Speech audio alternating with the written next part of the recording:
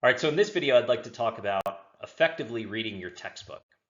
So reading your textbook or really any other kind of course materials like articles that your instructor may provide you can be really beneficial for your learning. And this is probably something I didn't appreciate as a student. And the key is to read effectively, not just, reading in itself may not be that great for learning if unless it's done the right way. And what we really need to do is take more of an active approach to reading versus a more passive approach where the words just kind of pass through your mind without really you wrestling with the concepts at all, right? And this is where I struggled as a student. I would kind of, look at these reading assignments my instructor would give, and I would have bought the textbook and I'd, be all excited about taking this course, and I'd start reading and I'd get to the end of the chapter, and it would have taken me an hour or hour and a half, whatever it would be. And I would kind of spend the time just kind of going over the words and they'd be passing through my mind, but I really wasn't doing anything to process the information. I was very passively reading. And so I'd get to the end of the chapter and I'd say, I really don't even really remember much of what I read. So I kind of chalk that up to reading is not a good way to learn, right? Or it isn't that helpful. And in reality, it was just a function of me not reading very effectively, right? I wasn't using a very effective approach. If you want to read to promote your learning, you really have to take on more of an active reading approach that I'm going to talk about in this lecture.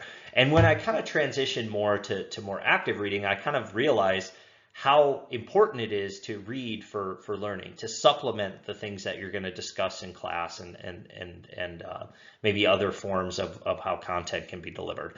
Now, when you're reading, I think it's also good to consider, like, what's the purpose of your reading? Why are you reading for this course? Is it to preview? I'm going to talk a little bit about previewing before class.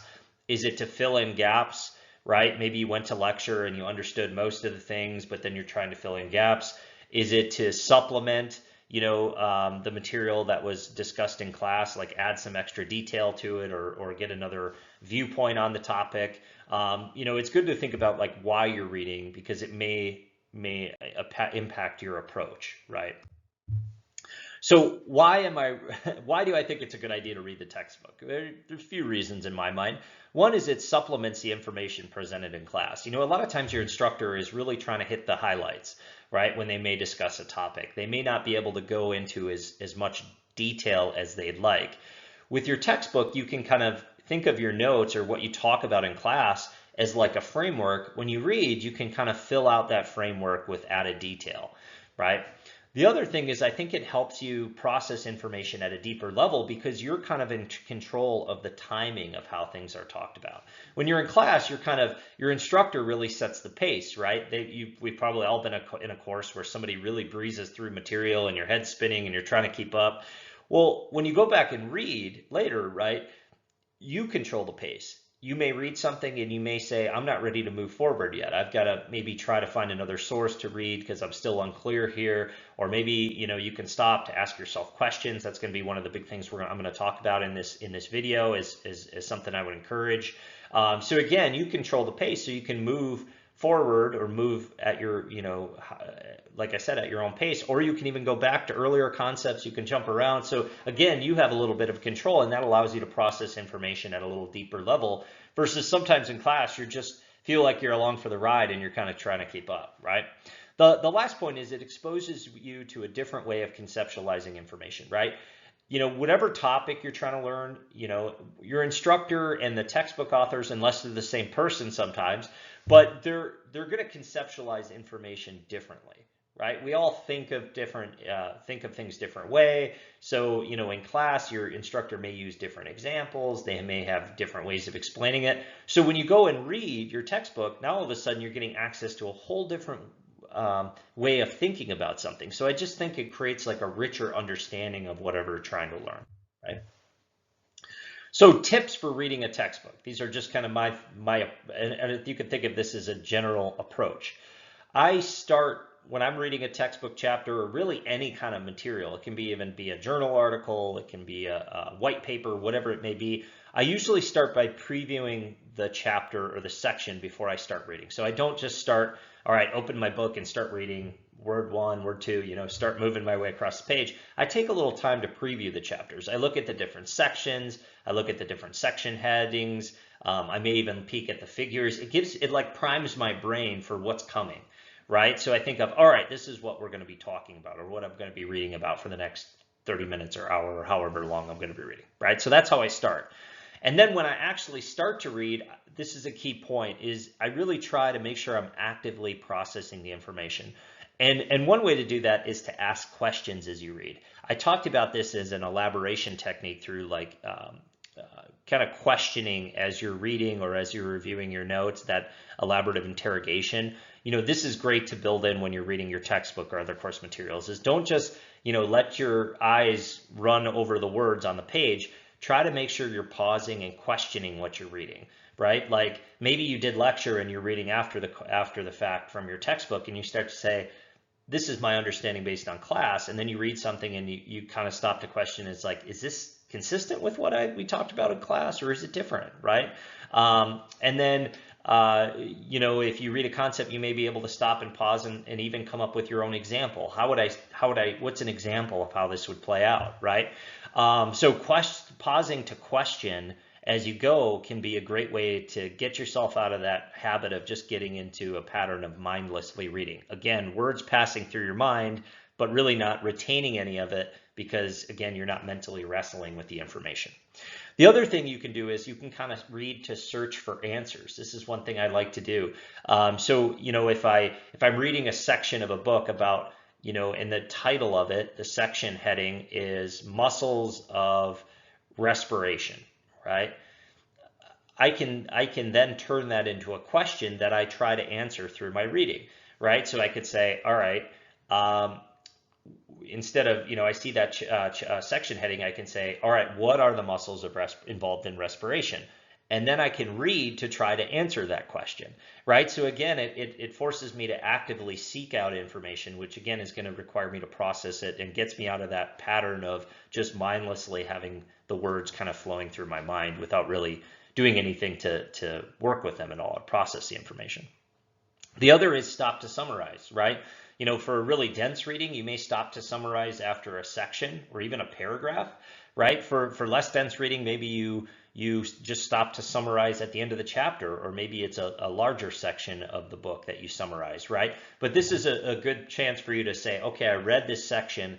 Now let me stop and summarize and think about how I would explain what I just read in my own words. Again, this is going to be a checkpoint along the way, so you don't get to the end of the chapter like I used to do and then realize I don't really remember anything I just read, right?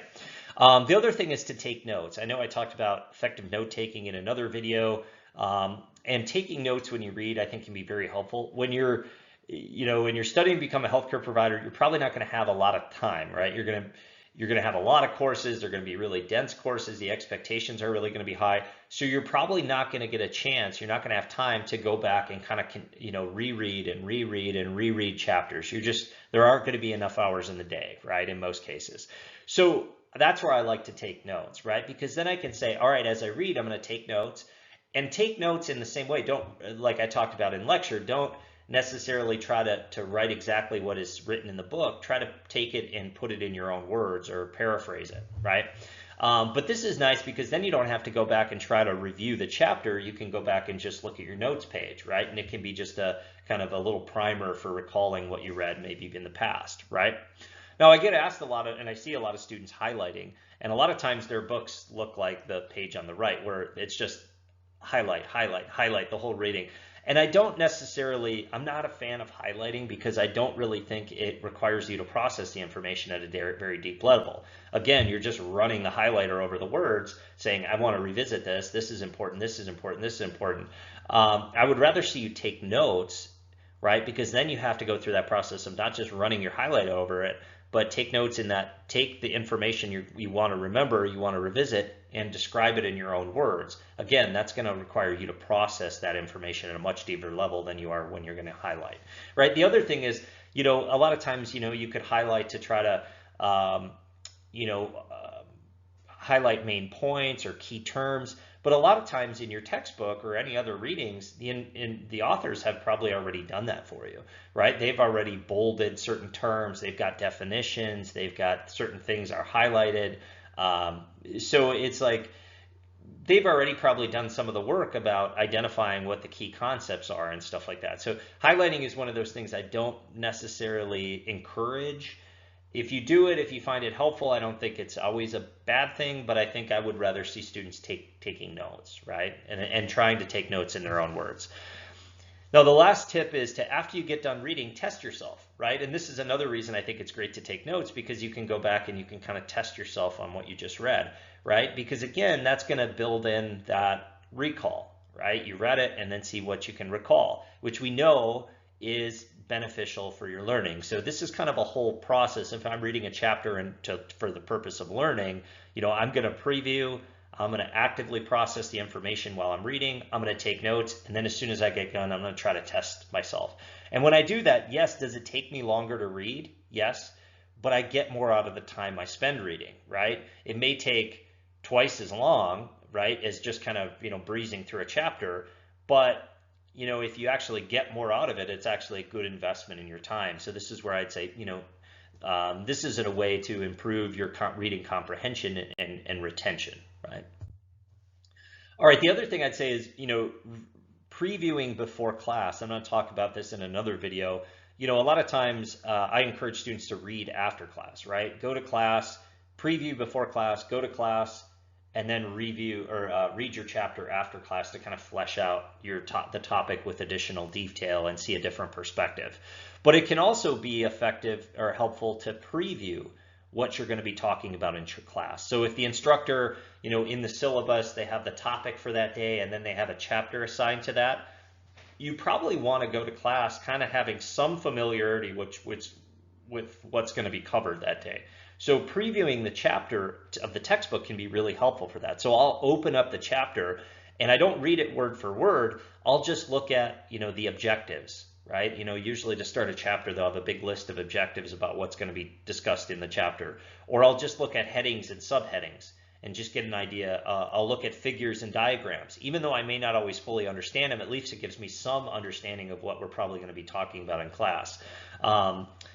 Or if you, and this is a really good way to do it too, if your chapter has like an abstract to start or a summary at the end, sometimes I'll just read that abstract or summary because at least that gives me an understanding of the general topic that we're going to come to in class. And so when you come to class with a little bit of having done a little bit of preparation, so even 5 to 10 minutes, I just think it helps you get more out of that time you're in class. Because again, it's like priming your brain for what's coming, right? You've already at least been exposed to some of the concepts. You've been exposed to some of the key terms, even though you may not fully understand what they mean yet. At least your brain's been primed for the information that's coming for it. And I talk to students, and a lot of times they just tell me that they feel a little less stressed when they do prep before class, like they pre-read or they preview the chapter to figure out what they're going to be talking about. Because again, they've already had some initial exposure to what they're going to be covering. They don't feel like they're just trying to keep up or their head spinning as much when they're in class. All right, so kind of final thoughts. Don't miss out on the benefits of reading for learning.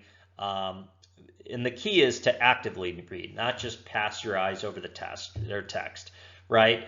That kind of mindlessly reading is not that helpful. And I think students then chalk it up sometimes to, oh, reading doesn't help me. Well, if you read actively and you do take some of these tips, I think you'll find that this can be a way to really boost your learning and boost your academic performance is, reading to supplement the time you spend in class.